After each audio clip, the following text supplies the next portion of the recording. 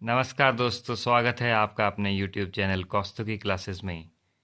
I hope you guys are doing well and your preparation for the exam of Himachal Pradesh police constable recruitment 2024 is also going well. Continuing with our mathematics series, uh, I have already told you that I will be covering mensuration in 2 videos. So this is the second part of topic 3, that is mensurations. तो चलिए शुरू करते हैं। हमने already discuss कर चुके हैं about triangle, cube, cuboid, cylinder, cone, sphere and hemisphere. इनके area, total surface area and volume के फॉर्मूले हम ऑलरेडी पार्ट 1 में डिस्कस कर चुके हैं। तो आइए आगे बढ़ते हैं। इनसे रिलेटेड क्वेश्चंस कैसे आपके एग्ज़ाम में पूछे जा सकते हैं उन पे भी थोड़ा फोकस कर लेते हैं। जैसे फॉर एग्जांपल ट्रायंगल के केस में आपको बेस इस तरह से 4 सेंटीमीटर दिया होगा पेपर में और हाइट दी होगी 3 सेंटीमीटर, और सिंपली पूछा होगा कि उस ट्रायंगल का एरिया क्या होगा जिसका बेस 4 सेंटीमीटर है और हाइट 3 सेंटीमीटर है। तो आपने कुछ नहीं इसमें ज़्यादा कंफ्यूज होना है, सिंपली ये फार्मूला पुट अप कर देना जो हमने पार्ट 1 में डिस्कस किया था। Area of triangle is equal to half into base into height, half into 4 into 3, 4 into 3 12 हो जाएगा, 12/2 6 हो जाएगा काट के, और 6 सेंटीमीटर स्क्वायर इसका आंसर आ जाएगा। इसी तरह से अगर आपको एग्ज़ाम में साइड्स दी होगी कि एक ट्रायंगल है, उसकी साइड्स है 2 सेंटीमीटर, 3 सेंटीमीटर एंड 4 सेंटीमीटर, उसका एरिया क्या होगा ये आपने फाइंड आउट करना है। तो उसके लिए हमने ऑलरेडी पार्ट 1 में हमने डिस्कस कर लिया था कि a plus B plus C upon 2 को साइड हम फाइंड आउट कर लेंगे। फॉर एग्जांपल यहाँ पे 2 3 4 है तो ये 9 बन जाएगा। 9/2 को हम फिर यहाँ पुटअप करेंगे और ए बी सी को यहीं से पुटअप करके ये एरिया फाइंड आउट कर लेंगे। इस सिग्नेचर का मतलब होता है under the root. Under the root के अंडर जो भी वैल्यू होती है, फॉर एग्जांपल 36 है तो 36 अंडर रूट 6 हो जाएगा। इसी तरह से हमने जो क्यूब, क्यूबॉइड, सिलेंडर और कोन के फॉर्मूले डिस्कस पार्ट 1 में किए थे, उसमें भी इसी से रिलेटेड क्वेश्चंस आपको पूछे जा सकते हैं कि जैसे फॉर एग्जांपल क्यूब की आपको साइड्स दी है, उसका एरिया फाइंड आउट करना है, और सिलेंडर की आपको वैल्यूज़ दी है और उसका एरिया या टोटल सरफेस एरिया या वॉल्यूम फाइंड आउट करना। वैसे ही कोन के केस में जो हमने फॉर्मूले आपसे ऑलरेडी डिस्कस कर लिए हैं। ठीक है, next we will also come with the lecture for conversion.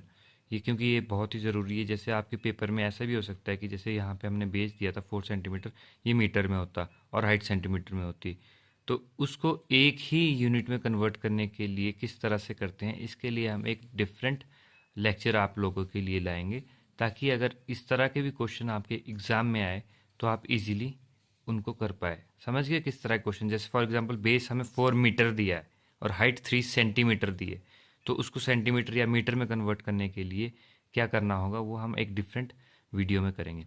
वैसे ही हमने क्यूब डिस्कस किया था। जैसे एक एग्जांपल लिया है यहाँ पे, जैसे साइड क्यूब की दी है 6 सेंटीमीटर, तो सिंपली ए की जगह 6 को डाल दीजिए और 6 6 36 इंटू 6 वो आपका सरफेस एरिया आ जाएगा। और वैसे ही यहाँ पे टोटल सरफेस एरिया और यहाँ पे वॉल्यूम आ जाएगा। लेकिन इस तरह एक और तरीके से आपसे क्वेश्चन पूछे जा सकते हैं कि जैसे total surface area of cube दे दिया आपको 64 सेंटीमीटर, क्वेश्चन में ऑलरेडी आपको टोटल सरफेस एरिया दिया है 64 सेंटीमीटर, और फिर बोलेंगे कि आप साइड फाइंड आउट करके दिया होगा। तो कुछ नहीं है उसमें। जैसे हमने यहाँ पे एग्जांपल लिया सरफेस एरिया 144 सेंटीमीटर स्क्वायर, तो 6a² इज इक्वल टू 144, यही मतलब हुआ ना। ये सरफेस एरिया का फॉर्मूला है और ये सरफेस एरिया ऑलरेडी दिया है, तो इसको इक्वेट करेंगे और यहाँ पे a² इज इक्वल्स टू 144/6, और ये ए की वैल्यू मतलब साइड की वैल्यू क्या आएगी ये आप कमेंट सेक्शन में हमें बताइए कि ए की वैल्यू क्या है। Let's discuss another shape that is rectangle, क्योंकि कुछ शेप्स हमारी बच गई थी उस वीडियो में, तो वो शेप्स हम यहाँ कवर करेंगे। रेक्टेंगल जैसा कि आप मैक्सिमम देखा ही होगा, ब्लैक बोर्ड या वाइट बोर्ड जो है वो रेक्टेंगल शेप में होता है। तो रेक्टेंगल के केस में अगर हमें लेंथ और ब्रेड्थ दी होगी, ये ऑब्वियस है कि या तो आपको क्वेश्चन में एरिया दिया होगा, लेंथ ब्रेड्थ फाइंड आउट करनी, या लेंथ ब्रेड्थ दी होगी तो एरिया फाइंड आउट करना है। मतलब उल्टा भी चलता है इसमें ना, कि जैसे आपको ऑलरेडी एरिया ऑफ रेक्टेंगल दिया और फिर कहा है और लेंथ भी दिया और फिर कहा है कि ब्रेड्थ भी फाइंड आउट करो, तो उस चीज़ के लिए भी आपने तैयार रहना है। तो इसका फॉर्मूला पेरीमीटर के लिए 2 × L+B, ये ब्रैकेट से 2 × L+B, इसका मतलब जो ब्रैकेट के अंदर है ये पहले ऐड होगा फिर 2 से मल्टीप्लाई होगा। Area of rectangle is equals to length into breadth. ठीक है, वैसे हम स्क्वायर के केस में चलते हैं जिसकी ऑल साइड्स आर इक्वल होती है। तो साइड हमें जैसे फॉर एग्जांपल 6 सेंटीमीटर दिए तो पेरीमीटर 4 इंटू साइड हो जाएगा, यानी कि 4 × 6 विच इज़ 24 सेंटीमीटर पेरीमीटर हो जाएगा। एरिया साइड स्क्वायर जैसे 6 दिया तो 6 का स्क्वायर 36 सेंटीमीटर स्क्वायर। एक और चीज़ याद रखिएगा कि जो पेरीमीटर होता है वो आपका सिंपल सेंटीमीटर में आता है, जैसे यहाँ पे 6 × 4 24 सेंटीमीटर आएगा सिंपल, और जबकि एरिया आपका 36 सेंटीमीटर स्क्वायर बन रहा है। तो अगर ऑप्शन में अगर आपको जैसे क्वेश्चन में पता नहीं लग रहा है कि हमें एरिया दिया है या पेरीमीटर दिया है, तो आप इस यूनिट से भी फाइंड आउट कर सकते हैं कि आपको एरिया दिया है या फिर पेरीमीटर दिया है। क्योंकि अगर ऑप्शन या क्वेश्चन में यूनिट के ऊपर स्क्वायर लगा होगा दैट मीन्स एरिया होगा किसी भी चीज़ का। अगर यूनिट के ऊपर स्क्वायर 2 लगा होगा तो वो एरिया है, अगर 3 लगा होगा तो वो वॉल्यूम या टोटल सरफेस एरिया है।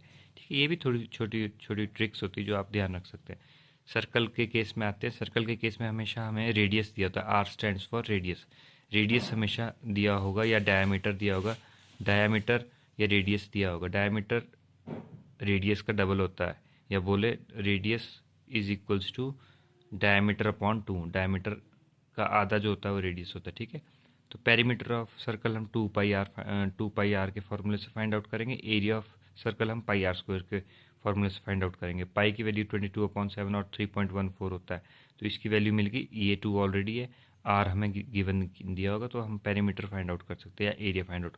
लेकिन ये उल्टा भी पूछा सकता है कि एरिया ऑफ सर्कल दिया है और आपने रेडियस फाइंड आउट करना है या डायमीटर फाइंड आउट करना है, तो आपने कंफ्यूज नहीं होना है। क्योंकि अगर रेडियस दिया होगा तो यहीं पे मैं लिख लेता हूँ कि diameter is equals to 2 × radius. तो जैसे अब मैंने यहाँ पे फॉर्मूला लिख दिया, diameter is equals to 2 × radius.